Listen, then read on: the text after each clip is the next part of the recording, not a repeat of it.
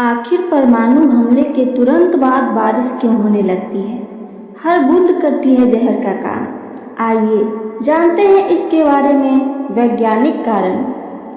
परमाणु हमले के तुरंत बाद बारिश होने की घटना एक जटिल और बहुस्तरीय प्रक्रिया है जिसमें कई वैज्ञानिक कारक शामिल होते हैं। इस घटना को समझने के लिए हमें परमाणु विस्फोट के प्रभावों और वायुमंडलीय प्रक्रियाओं को समझना होगा। परमाणु बम क्या होता है और यह कैसे काम करता है?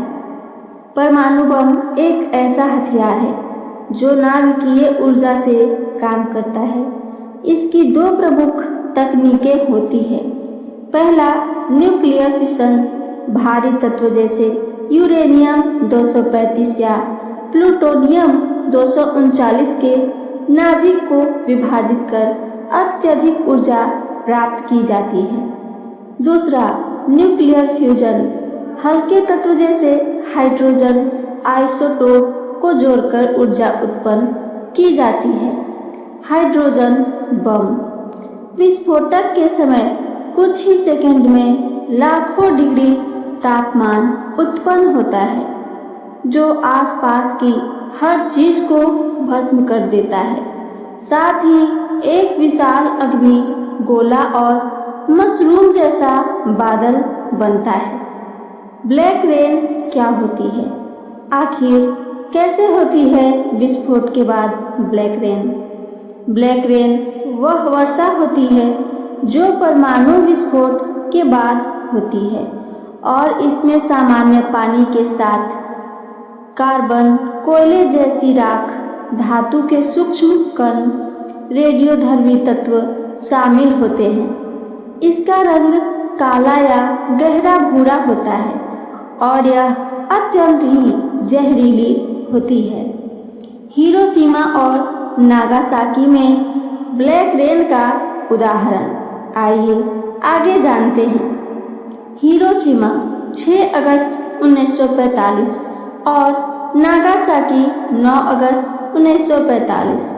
इन दोनों शहरों पर अमेरिका द्वारा परमाणु बम गिराए गए थे।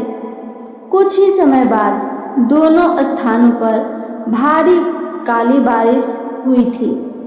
हिरोशिमा में ब्लैक रेन विस्फोट के लगभग 30 मिनट बाद शुरू हुई थी। यह लगभग 1 घंटे तक चली और पूरे इलाकों को रेडियो एक्टिव कर गई थी।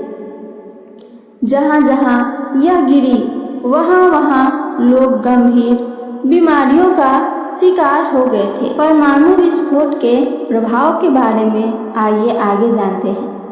परमाणु विस्फोट एक अत्यधिक ऊर्जावान घटना है जो वायुमंडल में बड़े पैमाने पर ऊर्जा को मुक्त करती है। ये विस्फोट के प्रभावों में शामिल है। पहला, ऊर्जा का मुक्त होना। परमाणु विस्फोट में ऊर्जा का एक बड़ा हिस्सा गर्मी और प्रकाश के रूप में मुक्त होता है। दूसरा, वायुमंडलीय प्रभाव। विस्फोट के कारण वायुमंडलीय दबाव और तापमान में परिवर्तन होता है। तीसरा, विकिरण। परमाणु विस्फोट से विकिरण का उत्सर्जन होता है जो वायुमंडल में उपस्थित कणों को आयनित कर सकता है। बारिश के लिए अनुकूल परिस्थितियाँ। परमाणु हमले के बाद बारिश होने के लिए कई अनुकूल परिस्थितियाँ हो सकती है। पहला, वायुमंडलीय परिवर्तन। परमाणु विस्फोट के कारण वायुमंडलीय दबाव और तापमान में परिवर्तन होता है जो बादलों के निर्माण और बारिश के लिए अनुकूल परिस्थितियां पैदा कर सकता है। दूसरा, आयनीकरण। परमाणु विस्फोट से विकिरण का उत्सर्जन होता है जो वायुमंडल में उपस्थित कणों को आयनित कर सकता है। आयनित कण बादलों के निर्माण में मदद कर सकते हैं। तीसरा, धूल और कण। परमाणु विस्फोट के कारण वायुमंडल में धूल और कणों की मात्रा बढ़ सकती है जो बादलों के निर्माण में मदद कर सकते हैं। बारिश की प्रक्रिया के बारे में आइए आगे जानते हैं। बारिश की प्रक्रिया में कई चरण शामिल होते हैं। पहला, बादलों का निर्माण। वायुमंडल में उपस्थित जल वाष्प और कणों के संयोजन से बादल बनते हैं। दूसरा, जल वाष्प का संघनन। जब वायुमंडल में जल वाष्प ठंडा होता है तो यह संघनित होकर बूंदों में बदल जाता है। तीसरा, वर्षा। जब बूंदें भारी हो जाती है तो वे जमीन पर गिरने लगती हैं, जिससे बारिश होना शुरू होती है। निष्कर्ष क्या है, आइए आगे जानें। परमाणु हमले के तुरंत बाद बारिश होने की घटना एक जटिल प्रक्रिया है जिसमें कई वैज्ञानिक कारक शामिल होते हैं। वायुमंडलीय परिवर्तन, आयनीकरण, धूल और कणों की मात्रा में वृद्धि और बादलों के निर्माण जैसे कारक बारिश के लिए अनुकूल परिस्थितियां पैदा कर सकते हैं।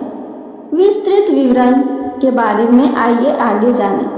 परमाणु हमले के बाद बारिश होने की घटना को समझने के लिए हमें वायुमंडलीय प्रक्रियाओं और परमाणु विस्फोट के प्रभावों को विस्तार से समझना होगा।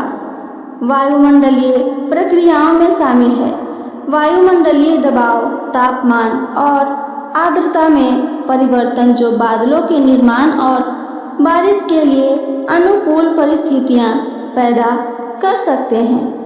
परमाणु विस्फोट के प्रभावों में शामिल है ऊर्जा का मुक्त होना, वायुमंडलीय प्रभाव और विकिरण का उत्सर्जन। इन प्रभावों के कारण वायुमंडलीय प्रक्रियाओं में परिवर्तन हो सकता है जो बारिश के लिए अनुकूल परिस्थितियां पैदा कर सकता है। आगे की चर्चा आइए ये भी जानें। परमाणु हमले के बाद बारिश होने की घटना एक जटिल और बहुस्तरीय प्रक्रिया है जिसमें कई वैज्ञानिक कारक शामिल होते हैं। परमाणु बम केवल एक क्षण में शहरों को नष्ट कर देता है, लेकिन उसका असली प्रभाव वर्षों और पीढ़ियों तक बना रहता है। उस विस्फोट के बाद जो बारिश होती है वह प्रकृति नहीं, विज्ञान और विनाश का परिणाम होती है। ब्लैक रेन केवल पानी नहीं होती, यह जलती हुई राख, जहर और मौत होती है।